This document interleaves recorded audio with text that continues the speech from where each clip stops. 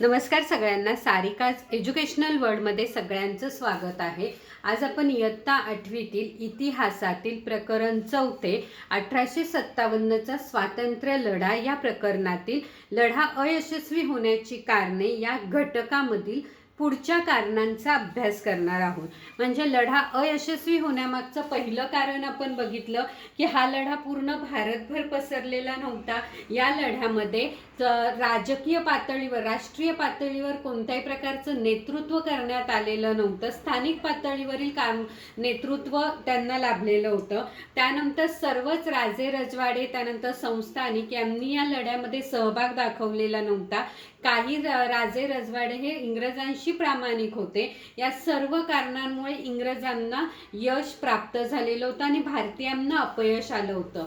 त्यानंतर या लढा अयशस्वी होण्याचं चौथं कारण म्हणजे लष्करी डावपेचांचा अभाव। म्हणजे भारतीय सैनिकांकडे शौर्य होतं, धाडस होता, पराक्रम होता, पण भारतीय सैनिकांकडे योग्य नियोजन नव्हतं, डावपेच त्यांना आखता आले नव्हते। थोडक्यात या नेतृत्वाची जी किंवा या लढ्याचं जे रूपरेषा होती ती त्यांना व्यवस्थितरित्या आखता आलेली नव्हती। या सर्व गोष्टींचा अभाव त्यांच्याकडे होता।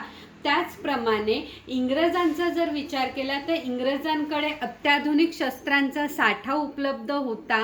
त्यानंतर मोठ्या प्रमाणात त्यांची आर्थिक ताकद ही प्रचंड होती, त्यांच्याकडे योग्य नियोजन होतं, आधुनिक शस्त्रास्त्र होते। त्याचप्रमाणे त्यांच्याकडे अनुभवी नेतृत्व त्यांच्याकडे उपलब्ध होतं।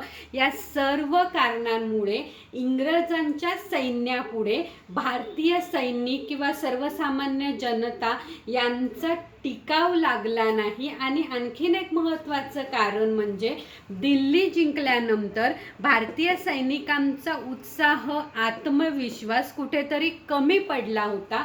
या सर्व कारणांमुळे इंग्रजांना हा लढा दडपून टाकण्यात यश प्राप्त झालेलं होतं। त्यानंतर आपलं पुढचं जे कारण आहे ते म्हणजे आंतरराष्ट्रीय परिस्थिती इंग्रजांना अनुकूल होती। इंग्रजी सत्तेचा जर विचार केला तर याच कालावधीमध्ये इंग्रजांनी बलाढ्य अशा रशियावरती आपला विजय प्राप्त केलेला होता। त्यामुळे इंग्रजांची जी ताकद होती ती प्रचंड वाढलेली होती, त्यांचा दबदबा वाढलेला होता, वर्चस्व वाढलेलं होतं आणि त्याचप्रमाणे इतर देशांबरोबर त्यांचे जे व्यापारी संबंध होते ते चांगले होते।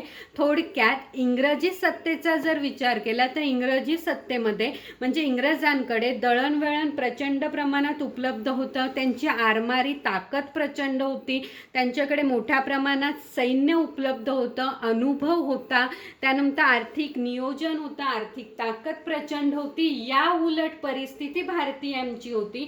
भारतीयांकडे शस्त्रसाठा उपलब्ध नव्हता, त्याचप्रमाणे त्यांच्याकडे नियोजन नव्हतं, योग्य नेतृत्व नव्हतं। या सर्व कारणांमुळे 1857चा जो उठाव आहे जो राष्ट्रीय जरी असला तरी तो अयशस्वी झालेला होता। थँक्यू।